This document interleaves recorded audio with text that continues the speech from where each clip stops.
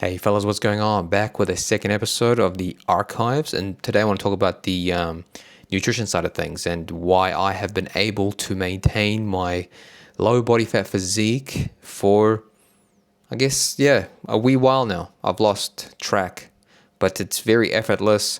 Um, I'm strong, I'm lean, and I function in everyday life with absolute ease. And I credit it all to the nutrition that I eat and the mindset behind it. So basically, in order for nutrition to be effortless, in my opinion, you need these four facets. And it's basically, it has to pass the taste test, it has to taste good, no exceptions. This is very important. Has to be satiating, whether it's voluminous or just sometimes some things aren't voluminous, but they just hit the spot, right? For me personally, my burger, it's nothing massive. It's a double cheeseburger and it finishes real quick, but afterward it hits me like a ton of bricks. Like I just feel full and satiated. Has to be affordable as well. There's no point of going to get blueberries here in New Zealand, fresh ones, if they're like $9 for 125 grams. It's pointless. It has to be quick and easy to make, whether it's microwavable, whether it's an air fryer, whether it takes minutes to make. I mean, for example, my burger, I'll give you an idea. The buns, they already come pre-cut. I put them in the toaster so they're nice and toasty. And for the actual patties, I put them 1 minute on each side. 1 minute, flip 1 minute, and then I'll put the cheese on top and the cheese melts on it. Then I'll spread my mustard, ketchup, and put some gherkins or pickles, whatever you want to call them. Like it's real quick, man. The only exception to this is my first meal of the day.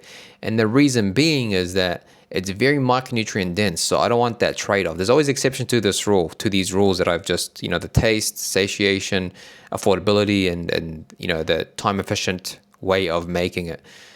The first meal is a plethora of, well, not really a plethora, but like 5 or 6 vegetables. So today I had potatoes, cauliflower, peas, carrots, onions. Sometimes I'll have mushrooms as well. Just mix it all up, and it's usually over 500 grams, sometimes 600 grams worth of vegetables all mixed together. And it's got a plethora of micronutrients. It's just so good for you. And the only downside to this is it takes about 20 minutes all up to put in the oven, to prepare, to cut up the vegetables as you want, etc.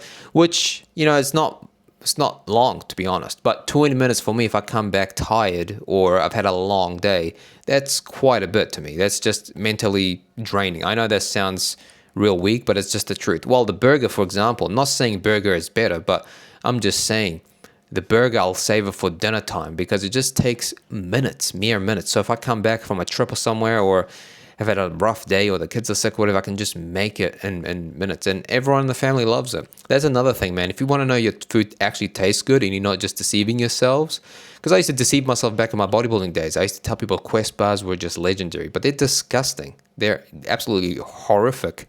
And my brother told me so, my wife told me so, because they don't really lift. But if your family, my kids love the pizza that I make, and my wife loves the salmon that I make. Same with my kids. And the burger, they ask for all the time. That's how you know it tastes good. Another thing where I feel like I might be going, up and down in this whole thing. I just have some bullet points up, so bear with me. But a reason why most people don't stick to their diet or nutrition or crave food from outside is because they make bland substitutes or close but not good enough substitutes, like second place substitutes. So it's just, they're hamstringing themselves. Like, why would you make a burger, for example, with keto bread, low fat or no fat cheese, or using cottage cheese instead, for example, and then having like 95.5 ground beef or mince, and then low fat mustard and tomato sauce? It's just going to taste average. And even if you can make it taste good, it just won't rival what's out there. In the burger joints or restaurants, it just won't. That's just the reality. So all my food is just the pure I don't want to say pure, but like I'll have 80/20 ground beef mince for my burgers. Yeah, it's a little bit more calories, but how much more calories is it really? Maybe a couple of hundred all up when you add up all the food that I have. I have full fat milk with my like cereal or oats. Sometimes I choose oats, sometimes I choose cereal. It just depends on my mood. So stuff like that. I don't want low fat milk with high protein. I'm getting enough protein. I think that's something, while protein is very important, it's blown out of proportion. See, for me, being 147 pounds, the minimum threshold I need to hit is 100 grams. And then my maximum, or one where it's just 2 times body weight, which is what? Like, I think it's like 133 grams. That's what it is. So I think protein gets put on a pedestal quite a bit, but taste is very, very important. And if you have substitutes, then you're going to suffer. No one cares about a cauliflower-based pizza, man. It's going to taste horrific. You can deceive yourself again. You can say it doesn't taste too bad for what it is, but to actually like pass the taste test, this is why I don't order anything. This is why like my wife or kids don't ask for Pizza Hut or Domino's pizza and stuff, because the pizza that I make is just so much better. And it's quick to make as well, by the way. Six minutes in the oven and about 1 to 1.5 minutes of preparation. I buy the base. I don't make the base because, again, it's time efficient. And I think it'll be more costly actually making it. Maybe I'm wrong, though. I'm not sure. I do think, though, even though I've been talking about pizzas and burgers and stuff, I do think that majority of your food should be whole foods. So mine is I worked it out today. So I've logged in about 2,600 calories. I haven't eaten 2,600. I've eaten about 600, but I've logged in 2,600 that is staple. But my calories to supposedly maintain, I'm actually losing weight, is 2,900 calories. So I still have 300 calories to play with. And usually that's when I have my soul food. So 90% whole foods, maybe 80%, whatever, whatever makes you stick. If it's 70-30, by all means do it. Don't let anyone tell you otherwise. Unless you have some health risk or the doctor told you otherwise, then ignore what I just said. But to me, the reason why, I used to be in the 80% whole foods. Now I'm 90%. I'll get to that point a bit later. But yeah, you need to have some soul food. And my soul food, for example, is like some little bit of tiny biscuits or cookies with some sour lollies. I'm a sucker for sour lollies. And I like a little bit of, crisps or chips, whatever you want to call them, just to chill when I'm chilling with my wife watching Netflix or whatever show we're watching. And this is the stuff that it's enjoyable to just sit there and munch on stuff like this. Like 300 calories, maybe 400 tops. And I'm cooked. Like I feel really good. So yeah, so I already discussed that I have about 500 plus grams of vegetables. And again, it's earlier during the day, so your decision fatigue is more tolerable. And plus, if you're someone who's struggling to get fruits and vegetables, which by the way, I get about 200 grams to 300 grams worth of fruits per day. But if you struggle to get those, or you just like, it's just not your thing, do it first thing in the morning. Get the hard shit out, okay? Get that out in the morning, and then later on, you won't feel guilty. You'll be like, wow, I've had X amount of fruits and vegetables, and yeah, like I've done the majority of what I need. But the reason why, I'm just going back, the reason why I've switched to 90% whole foods, this will only really resonate with someone when they go through it themselves and notice the difference. So for me, sleep has improved, right? Recovery has improved. How do I know? Well, because my gym performance goes up. My energy levels, like yesterday when I was playing with my son, we played a little bit of basketball. Now he's 8 years old and I'm 5'6", so you can imagine we both know nothing about basketball. He's getting into basketball, he's loving it.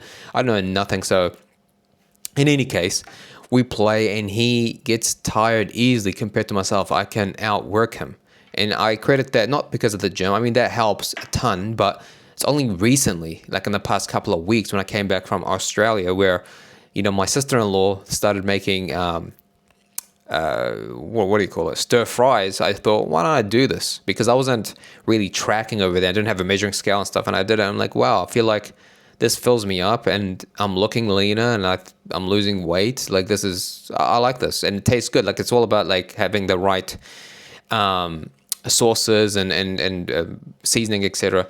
But it'll only make sense to you once you see these things. Like there's a reason, and I'm not here to brag, but I'll be in 2 Mondays from now, I'll be 39 years old. yesterday I squatted 2 times bodyweight 4 reps, albeit 2 reps. 3 times bodyweight deadlift 4 reps, albeit 2 reps.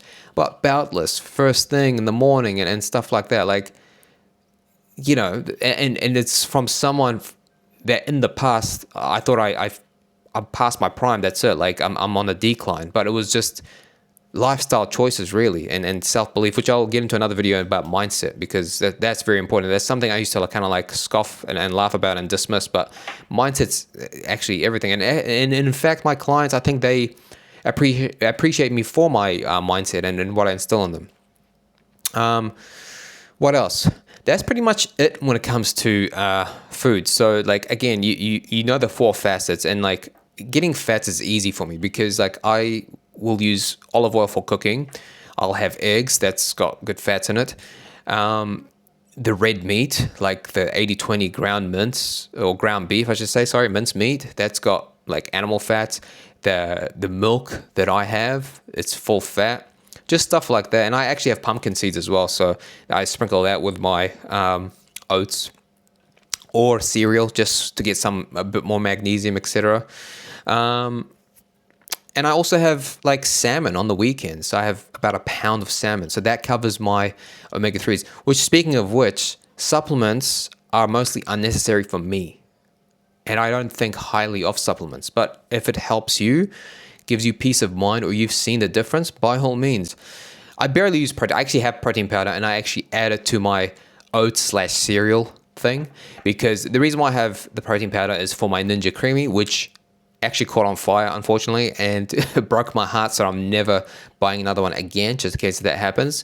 Once you burn the bridge with me, it's pretty much over, so no more Ninja Creamies. But, if you have a Ninja Creamy, obviously I think a protein powder is a must, or something similar, maybe milk powder, maybe yogurt powder. I've seen that as well. But once that tub finishes, I'm never buying protein powder again. Well, I don't want to say never, because you just don't know, right?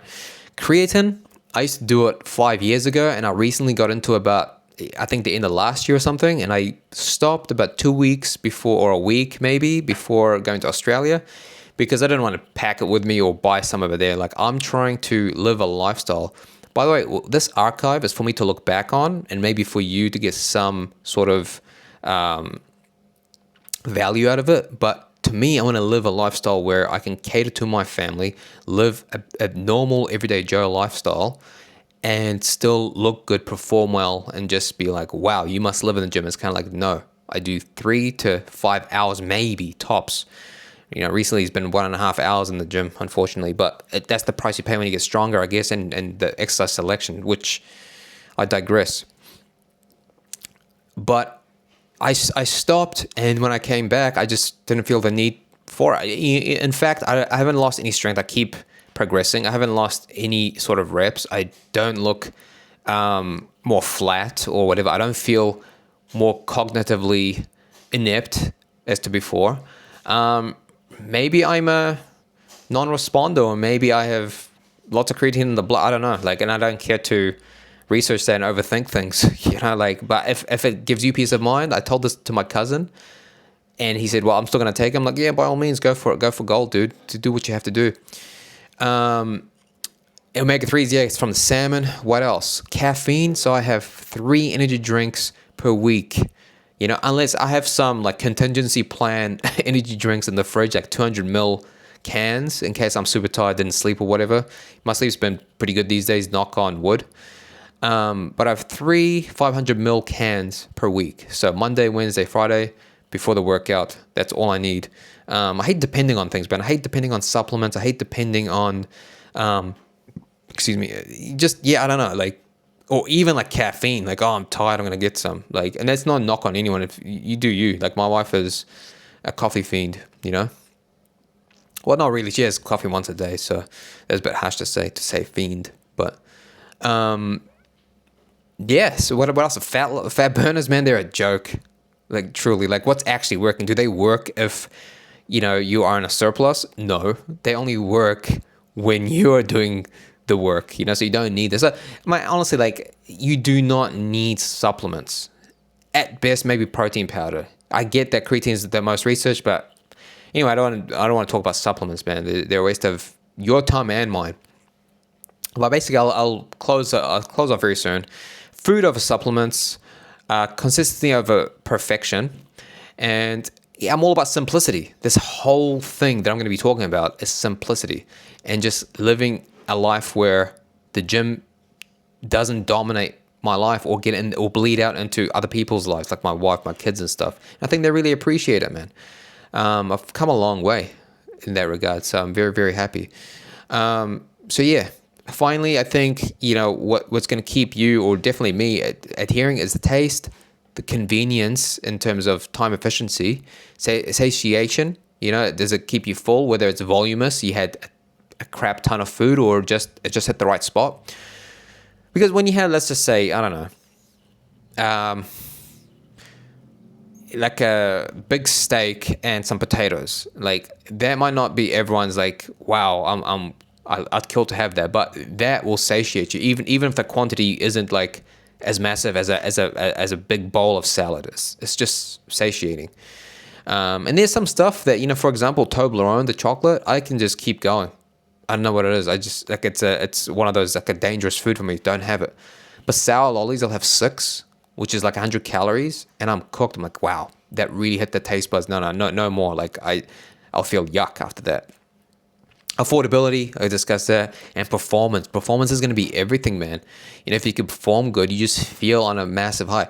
Listen, I prioritize myself as first being a bodybuilder, then a strength athlete because of the success and just because I've done bodybuilding first. But there's no better feeling of hitting a certain number or metric in the gym and just getting this high, just knowing that, it's just different to having abs or being lean. I don't know, that's just me, or having massive muscles. Everyone's different, but performance is where it's at. Once you sort out performance, by proxy, if your nutrition is really good, your performance is going to go up. When your performance goes up, that distribution between your lean muscle mass and fat is going to be skewed more accordingly, So yeah, hopefully there is some value in this. I don't want to keep these too long. They're just something to look back on, or for people to come and take a look. So yeah, any questions, comments, or concerns, let me know. Otherwise, I'll see you in the next one, hopefully tomorrow. Cheers.